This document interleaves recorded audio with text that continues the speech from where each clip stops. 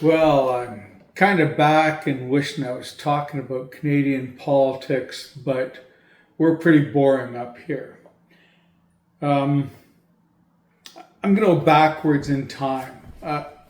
On March 26th, I did a small piece on what I thought was going to happen after the uh, email thing with Hegseth and the Houthi bombings and how brutally the American military was had opened themselves up to exposure because they're a farce at the top, not the military, the top.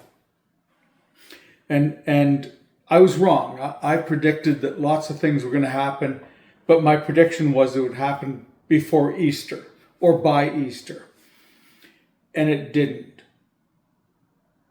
But actually, it has happened, and it's now June 22nd, and I was wrong on dates, but I was right on what happened. There have been assassinations of Democrat government officials, and that is sickening, disturbing, and it's not actually resonating in the United States to the degree that it should. The magosphere are killing government officials. And that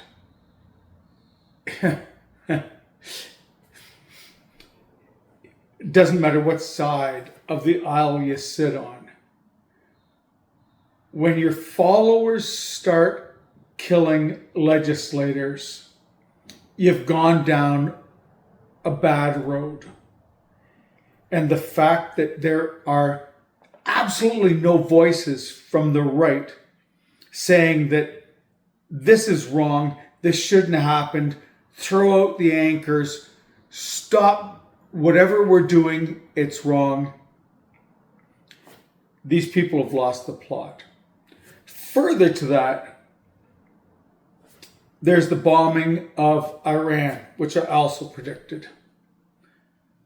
Tongue in cheek, I mentioned the bombing of Canada, but I didn't think that was actually going to happen. Not yet. Maybe in the future it might. And that'll be fun. Anyway, the bombing of Iran. What in the heck does the American government think it's doing getting into a fighting war with a sovereign nation, Iran, and then saying, no, we're not at war. We've just dropped some of the most sophisticated weaponry in all humankind on your country, but we're not at war. No, mate, you punch a guy in the head, you're in a fight. And that's what you've done. And you're in a fight. And get ready for the response. The last time when Trump was in power and he killed one of the generals, one of the Iranian generals, they attacked military bases in Iraq, American bases. I'm telling you, this time, the response is going to be domestic. Do not think that the Iranians will not respond, and rightfully so. You bombed their fucking country, you stupid arseholes. Are you now just a wing of the Israeli military establishment? Because if that's what you are, then cut your budget down, because you don't need the big budget. All you need to do is protect Israel. That's it. And if that's what you're going to do, cool. Do that. Save billions, trillions. Because you don't need to do anything else but protect Israel. But you've just made a muck of everything. And don't take I live in Northern Ontario. I'm like completely out of the scene. I live on a beach. I've got a great sunset. My life is fine.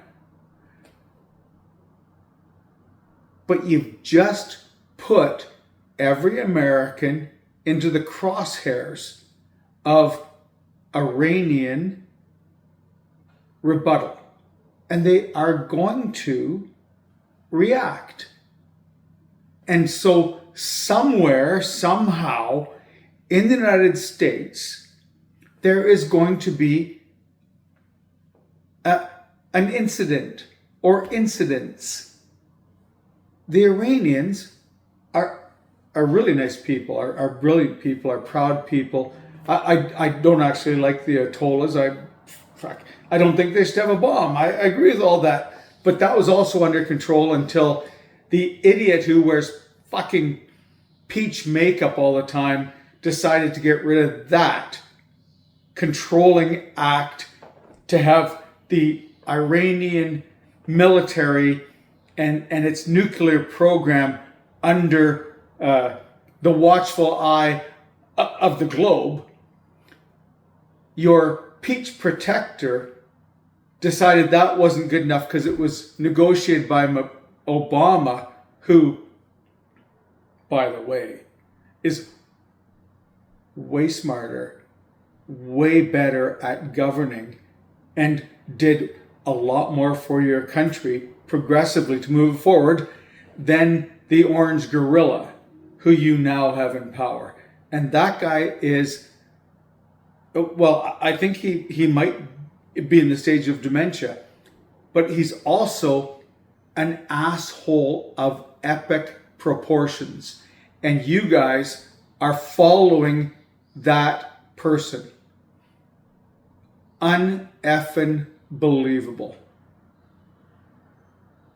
I feel so bad for my Canadian American family. There are no words. There are no words.